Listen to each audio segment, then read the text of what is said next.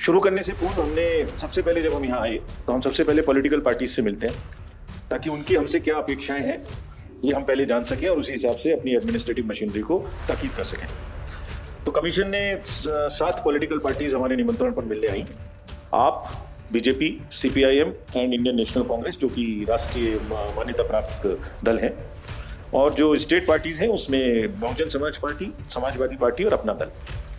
तो इन लोगों ने क्या कहा हमसे ये मैं पहले आपको बताऊंगा, और उनकी क्या मांगे थी और उनकी क्या आशंकाएं थी, और उसके बाद उस पर हम क्या करेंगे ये भी मैं आपको जवाब दूंगा बीच में। तो सबसे पहला उनका कहना था कि चुनाव आयोग द्वारा जो हाई स्टैंडर्ड्स स्थापित किए गए हैं स्वतंत्र और निष्पक्ष चुनाव कराने के, उनका और पालन सख्ती के साथ में उत्तर प्रदेश में किया जाए। 2024 के चुनाव में लेवल प्लेइंग फील्ड के लिए सुनिश्चित की जाए। प्रशासन में जो नीचे के स्तर के पदाधिकारी हैं, जो डीएम्स और एसपीज के नीचे के स्तर के पदाधिकारी हैं, वो भी निष्पक्ष तरीके से काम करें। उनको इस तरीके की सेंसिटाइजेशन की जाए, ताकि दी जाए, और चेतावनी देनी है तो चेतावनी दी जाए। पुलिस और सभी महकमे के लोग बिल्कुल निष्पक्षता से लेवल प्लेइंग फील्ड की तरह से काम करें। चुनावों में धन और किसी भी बाहुबल का प्रयोग ना हो, ये भी उनकी मांग थी। पुलिस को उनका कहना था कि सेंसिटाइज किया जाए कि किसी भी प्राइवेट प्रॉपर्टी पर, घरों पर अगर झंडे लगे हैं या कोई चुनाव की प्रक्रिया है तो उसको जबरदस्ती ना हटाएं। अगर उसने परमिशन दी है प्राइवेट व्यक्ति ने तो ना हटाएं।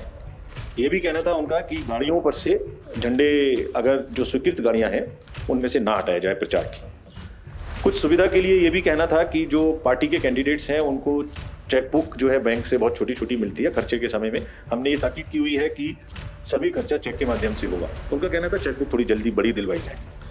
जो चुनाव रैलियां या कोई भी चीज़ पॉलिटिकल पार्टी को डिस्ट्रिक्ट एडमिनिस्ट्रेशन से जरूरत है, जैसे फील्ड आवंटन करने की जरूरत है, गाड़ियों की परमिशन है, वो फर्स्ट कम फर्स्ट आउट के आधार पर दी जाए।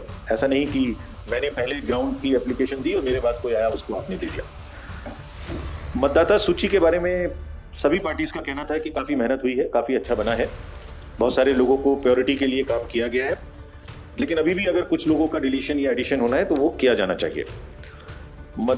प्रमाणित निर्वाचन सूची की कॉपी राजनीतिक दलों को उपलब्ध कराई जानी चाहिए। जो हाई राइज बिल्डिंग है, ताकि अर्बन एपैथी को रोका जा सके, उनमें बूथ बनाए जाने चाहिए, ऐसा उनका कहना था।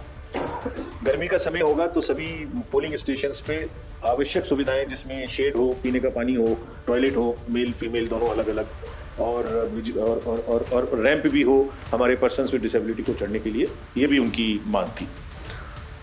ज़्यादा से ज़्यादा जागरूकता अभियान चलाया जाए, और जैसे मैं आपको बताऊंगा, बहुत यंग वोटर्स की बढ़ोतरी हुई है राज्य में और पूरे देश में, उनके लिए भी विशेष अभियान चलाया जाए। ईवीएम के बारे में भी कुछ लोगों की आशंकाएं थी। उनका कहना था कि कोई ईवीएम का विरोध नहीं कर रहा है, वो ऐसा नहीं चाहते हैं कि ईवीएम ना हो, बट ये कहना था कि आप इसको और ऐसे साधन अपनाएं जो विश्वास और जग सके।